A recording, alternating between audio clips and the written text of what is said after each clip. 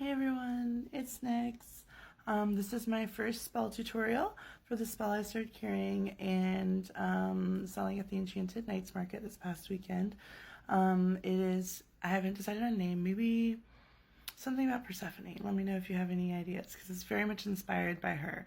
It is a burning spell, and it is a combination cord cutting, protection from negative energy, and manifesting abundance in your new life. And it's very much what I have needed. I've had to do several of them because I keep thinking of cords that need to be cut. And I want to make it very clear that this does not have to be cords with other people. Actually, the ones I'm doing today for the example are not. And I'll go into that for a moment. I also want to point out that your craft does not have to be perfect. I am in my pajamas. It's Mabel and I wanted to dress up and wear something red, but my mental health is not there today, and especially for this type of spell, I don't need to wait until it is. I need to go ahead and do it. So I'm going to take you guys on that journey with me. So the first thing is very important to have a safe workspace because the spell is designed to go up in flames quite literally. It's very cathartic actually. And this one probably will more so than the ones I have for sale currently, just because I had to put a little extra oomph into it, and there's some extra cotton wicks that I made in here that there's extra in here. It'll be a little more fun, but I can always make a custom jar just for you. I'm also going to start having some services available where if you need me to, we'll do like a chat and let me know what you need. I'll help you, walk you through making something probably from herbs in your kitchen, at the very least something you can get at the grocery store. It doesn't have to be hard to heal. It just needs to happen. So this is my little workstation, and I probably should get something cast iron, but this is my grandmother's. Was my grandmother's. It is an antique. It's an incense burner, and it has withheld very well. But please be cautious again with this spell. So the first thing you'll do is empty your jar into your burner. Take the crystal out. Do not burn the crystal. It may explode. That is not what the crystal is for. The crystal is for you to keep as a reminder that you've cut these cords and to keep them cut. So I have three cords that I'm cutting today. And the manifesting, I didn't do a scroll for this time because cutting these cords will help me manifest what I'm building. But the 2 scrolls that come in the jar already, and I do always have more available in case you need more, and that's just take what you need. One is for the cord or cords that you want to cut. You can write multiple on one scroll if you can fit it. And then one is for what you want to manifest. Feel free to also add a bay leaf with something written on it if you need to. I've done that as well along this journey. So I have 3 pieces of paper, 4 boundaries that I'm adding. So one is not setting boundaries and not enforcing boundaries. It's on the same paper. You can see you can't even read it anymore because I also covered it in wax, so it'd burn a little better. And I say this one's probably going to go up in flames.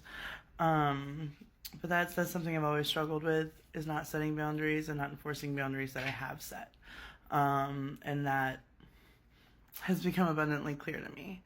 When you tell someone your needs in the dynamic over and over again and they don't respect it and they specifically override you, listen to that. And it doesn't mean they're a bad person, but it may be a dynamic that you don't need to be in anymore.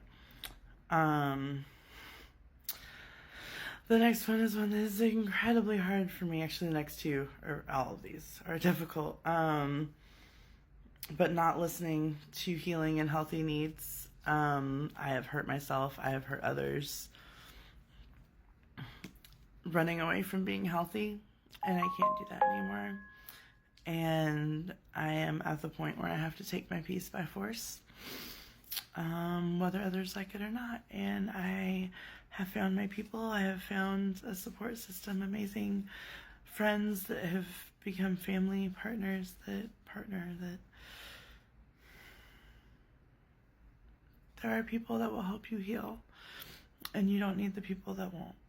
And sometimes somebody's in your life to help you heal for a time, and then you have to move on. And that's not either of your faults. You just have different needs. And the last one's hard to even say, honestly, because knowing that I'm going to put it in here and have to hold myself to it is saying I'm sorry when I've done nothing wrong. That is something that I very much need to work on. I've very much been conditioned by abusers my whole life to apologize for existing. A lot of it's related to the fact that I'm autistic, ADHD. I actually have autism and ADHD. And so I'm different, and I communicate differently.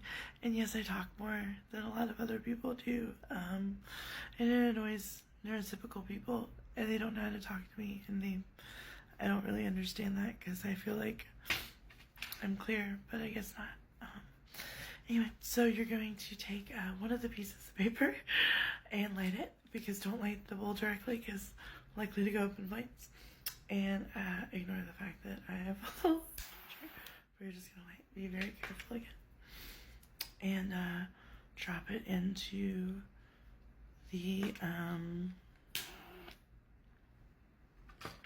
incense burner, whatever you're using. So I'm just going to lift this and show you. And for me, I always like to stir the fire. So I've got a little piece of selenite I use here, and that may not be the safest thing to use, so I'm not recommending that you do that, please. I have not done the research on that. It makes me feel better to use it, and I do switch it up, and I will use other devices once it gets really hot, but it's just honestly for me so cathartic to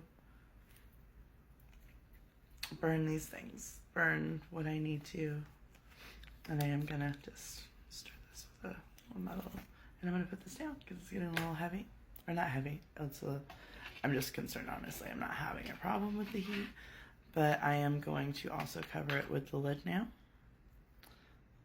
and allow that to just go out naturally. So then I'll lift it back up, and you can see the smoke and the fire is still going.